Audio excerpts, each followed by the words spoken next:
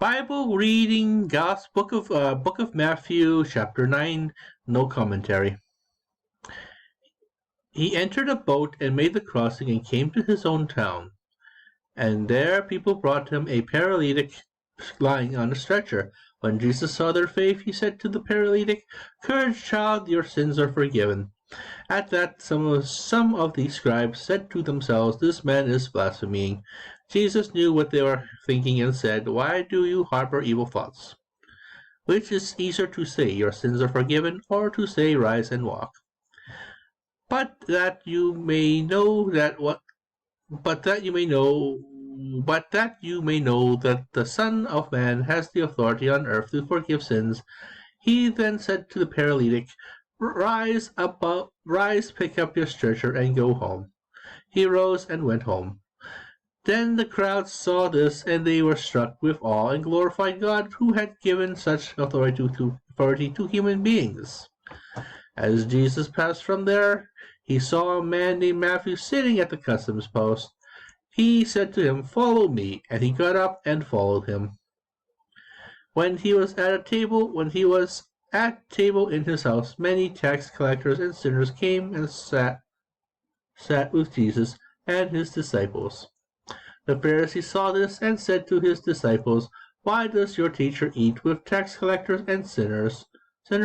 He heard this and said, "Those who are well do not need a physician, but the sick do.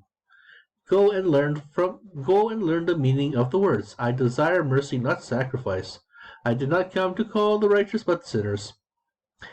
Then the disciples of John approached him and said, Why do we and the Pharisees fast much, but your disciples do not fast?"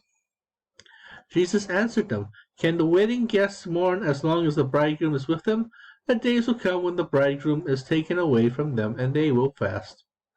No one patches an old cloak with pieces of unshrunken cloth, for it pulls away from the cloak, and the tear gets worse. People do not put new wine into old wineskins, otherwise the skins burst and the wine spills out, and the skins are ruined. Rather, they pour new wine into fresh wineskins, and both are preserved." While he was saying these things to them, an official came forward, knelt before him, and said, "My daughter has just died, but come, lay your hand on her, and she will live."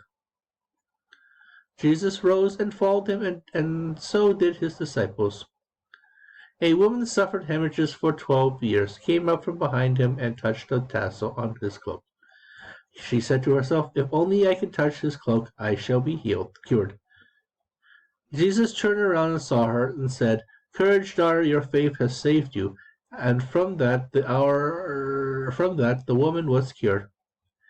When Jesus arrived at the official's house and saw the flute players and the crowd who were making a commotion, he said, "Go away, the girl is not dead, but sleeping," and they ridiculed him. Then the crowd was put out. He came and took her by the hand, and the little girl arose. All news of this spread throughout all that land, and as Jesus passed from there, two blind men followed him, crying out, "Son of David, have pity on us." When he entered the house, the blind men approached him, and Jesus said to them, "Do you believe that I can do this?" "Yes, Lord," they said to him. Then he touched his eyes and said, "Let it be done for you according to your faith." And their eyes were opened. Jesus warned them sternly, "See that no one knows about this." But they went out and spread word of him through all that land. As they were going out, a demoniac who could not speak was brought to him. And when the demon was driven out, the mute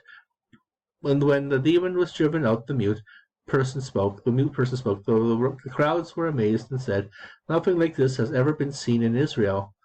But the Pharisees said, "He drives out demons by the prince of demons." The Pharisees said, "He drives out the demons by the prince of demons." Jesus went around to all the towns and villages, teaching in their synagogues, proclaiming the gospel of their kingdom, and curing every disease and illness. At the sight of the crowds, his heart was moved with pity for them, because they were troubled and abandoned like sheep without a shepherd. Then he said to his disciples, "The harvest is abundant, but the laborers are few. So ask the master of the harvest to send out the laborers for his harvest." Hmm? Then he said to his disciples, the harvest is abundant, but the laborers are few. So ask the master of the harvest to send out laborers for his harvest. And that is that. We are now on chapter 14, I believe. I forgot to post chapter 9. So thank you for watching our show. Have yourselves a lovely afternoon. And keep praying, I guess. Keep pondering these words. Thank you for watching our show. We're gonna have yourselves a good evening. Nice out.